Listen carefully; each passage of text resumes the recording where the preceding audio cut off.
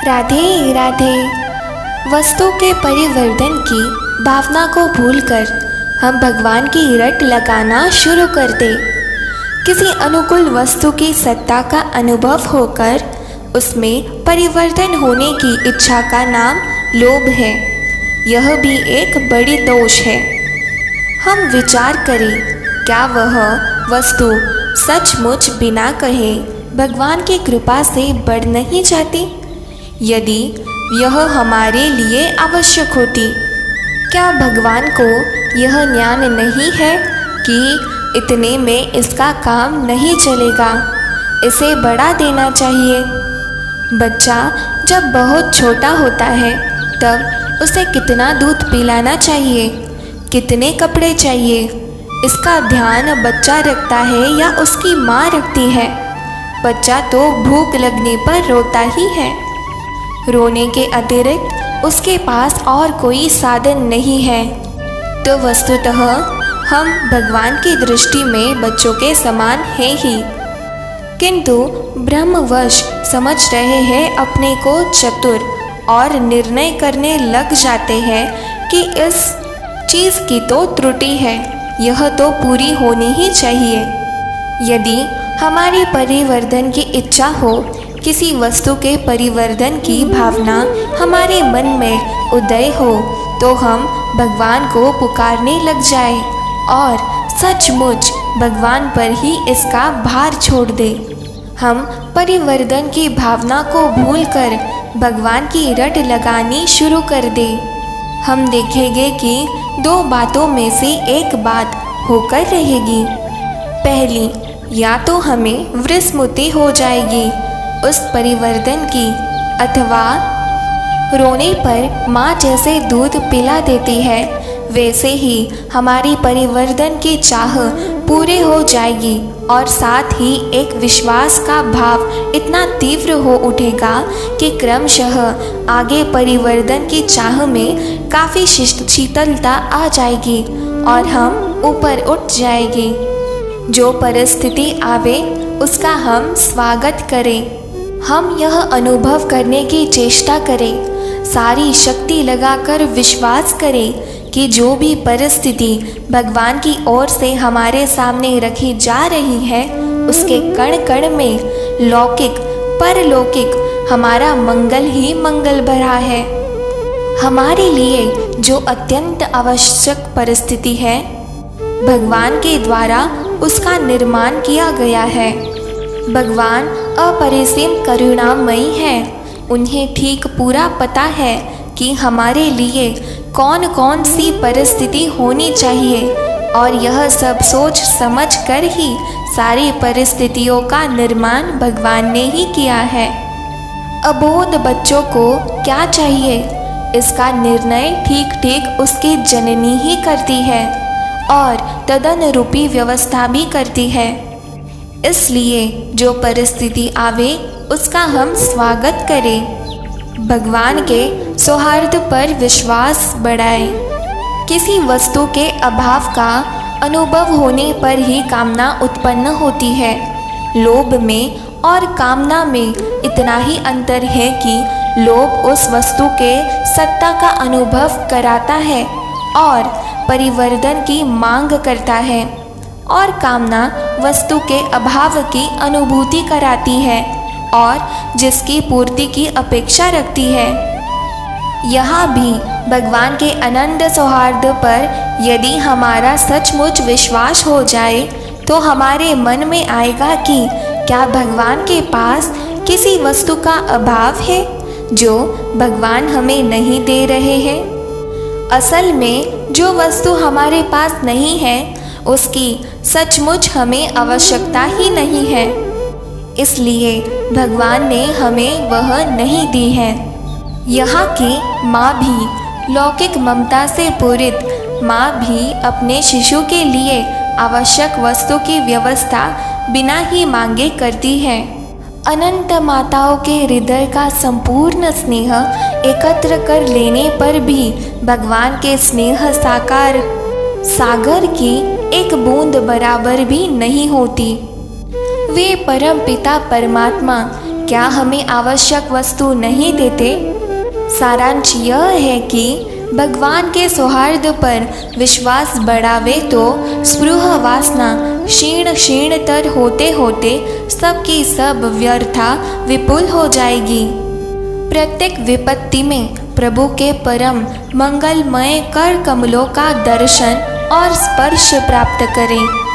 होठों पर स्मित और स्वर प्रभु के नाम की पुकार लिए हुए ही हमारी जीवन लीला समाप्त हो और जब तक व्यवहार जगत में रहे तब तक संपूर्ण साहस के साथ प्रसन्न चित्त से प्रत्येक विपत्ति में प्रभु के परम मंगलमय कर कमलों का दर्शन और स्पर्श प्राप्त करते हुए हंसते हंसते उसको सिर चढ़ाते चले जाएं।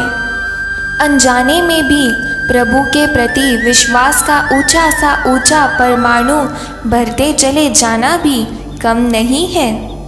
पर जीव के आदर्श के लिए क्षेत्र इतना विस्तृत है कि जिसकी सीमा आज तक किसी भी महात्मा ने नापी नहीं है। सच्चे सुख का दर्शन हम कैसे पा सकते हैं? वास्तव में मानव जीवन का उद्देश्य क्या है? वह है सुख। वेदांत की बड़ी बड़ी पद्धति के द्वारा लोग सचमुच यह निर्णय करते हैं कि मनुष्य के मन में यह सच सुख की वासना है क्या, और अंत में इस निर्णय पर पहुंचते हैं कि अत्यंतिक निरतिशय सुख उसका स्वरूप है। उसे विच्छिन्नता का भ्रम हो गया है और वह उसी से तादात्म्य करना चाह रहा है। इसीलिए उसके अंदर सुख की अभिलाषा निरंतर बनी हुई है। जिस क्षण से सुख दुख का अनुभव करने वाली हमारी बुद्धि जागृत हो जाएगी, तब से लेकर आज तक जितनी चेष्टाएं हमने की है उनके अंतराल में अत्यंतिक निरतिशय स्वरूपभूत सच्चिदानंदमय उस सुख के तादात्म्य लाभ करने की अभिसंगी हो रही है।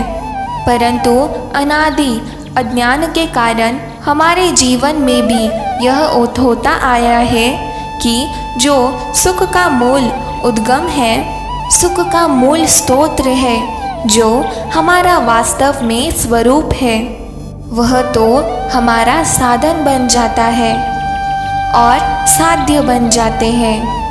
जगत के कोई ना कोई अनित्य कल्पित सुख, कदाचित उस स्थिति से हम उठ सकते, अपना सारा विवेक बटोर कर श्री कृष्ण को साध्य तत्व बना लेते और शेष जो कुछ भी उनके अतिरिक्त पदार्थ हमको देखते हैं उनको साधन बना लेते, तो आज हम सचमुच पृथ्वी के सर्वाधिक सुखी प्राणियों में होते। वास्तविक सुख की उपलब्धि हो जाती हमें तथा सारे अभावी स्वार्थी संपत्ति समाप्त हो जाए और जीवन में कुछ भी शेष न रह जाता। प्राप्त करके लिए देर सवेर हमको इस धरातल पर आना ही पड़ेगा, अर्थात श्री कृष्ण को साध्य तत्व बनाना पड़ेगा। और जो कुछ भी श्री कृष्ण के अतिरिक्त वस्तु प्रतीत होती है, जो धन जन परिवार आदि, उनके साधन बनाना पड़ेगा और तभी हम सचमुच सच्चे सुख के दर्शक पा सकेंगे। श्री कृष्ण को जीवन का लक्ष्य बनावे। हम अपने जीवन का विश्लेषण करके देखें। आज तक सुख पाने का सतत प्रयास जानने में अनजाने में हमने किया है, पर क्या हम सुखी हो गए? आजीवन सुख के लिए निरंतर प्रयत्न करते रहने पर भी, आजीवन सुख की चाह पोषक रहकर भी आज वर्षों वर्षों तक सत्संग भजन करके भी हम सुखी नहीं हो सके हैं। ऐसा क्यों? सच्चे हृदय से अगर हम पूछेंगे तो हमको यह स्पष्ट दिखेगा कि श्री कृष्ण अभी हमारे लिए लक्ष्य बने ही नहीं। हमारी कल्पना से प्रस्तुत जो सुख की वृत्ति है श्री कृष्ण उसके साधन मात्र है, पर उसका एक चिन्मय विलास अनादिकाल से चल रहा है, अनंत काल तक चलता रहेगा। वे इस बात को अच्छी तरह जानते हैं कि मेरे अमुक स्वजन को क्या चाहिए।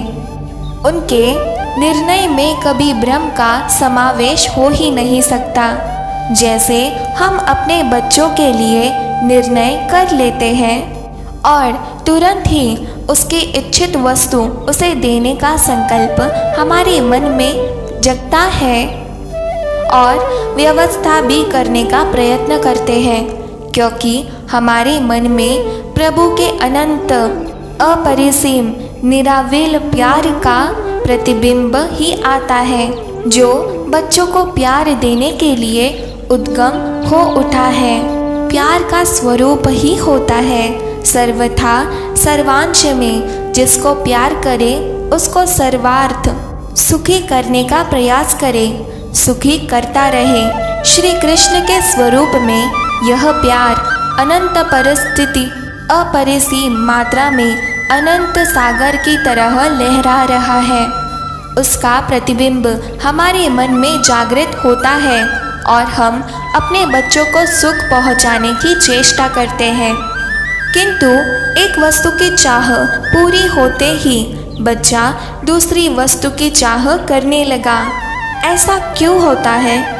ऐसा इसलिए होता है कि वास्तव में जिस वस्तु की मांग उस बच्चे ने की थी, उसमें पूर्ण सुख की उपलब्धि उसे नहीं हुई। तुरंत ही उसके मन में, अज्ञात मन में नवीन सुख की अभिलाषा जगी और उसके अनुसार उसकी मांग फुलफिल हुई, अर्थात एक नवीन सुख की अभिलाषा, उसकी मांग, उसकी पूर्ति और फिर नवीन सुख की अभिलाषा, उसकी मांग और पूर्ति, यह क्रम ही चलता रहा है। श्री कृष्ण के प्रति भी हमारा संबंध इसी प्रकार बना हुआ है। सुख की अभिलाषा, मांग, फिर उसके द्वारा उसकी पूर्ति। श्री कृष्ण लक्ष्य ही नहीं बन सके अभी तक तो। प्रेम से बोलो राधे राधे।